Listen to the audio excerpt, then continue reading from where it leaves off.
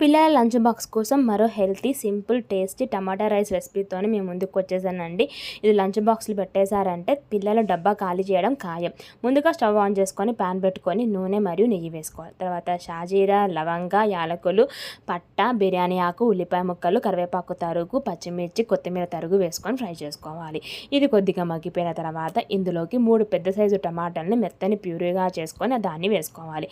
తర్వాత పసుపు, టేస్ట్ సరిపడా ఉప్పు, కారం, ధనియాల పొడి, జీలకర్ర పొడి, గరం మసాలా, అల్లం వెల్లుల్లిపాయ పేస్ట్ వేసుకొని కొంచెం మగ్గేదాకా ఉంచుకోవాలి మీడియం ఫ్లేమ్లో. తర్వాత ఇందులోకి నానబెట్టి ఉంచుకున్న బాస్మతి రైస్ లేదా నార్మల్ రైస్ని వేసుకొని కొద్దిగా ఫ్రై అయిన తర్వాత తగినన్ని వాటరు, నిమ్మకాయ రసాన్ని వేసుకొని మీడియం ఫ్లేమ్లో మెత్తగా ఉడికించుకోవాలి. దించే ముందు కొత్తిమీర జల్లుకొని వేడివేడిగా సర్వ్ చేసుకుంటే చాలా బాగుంటుంది. దీన్ని పెరుగుతో కానీ రైతాతో కానీ తింటే చాలా రుచిగా ఉంటుంది. పిల్లలకు కూడా చాలా బాగా నచ్చుతుంది. రెసిపీ నచ్చినట్లయితే please like, share, comment and subscribe.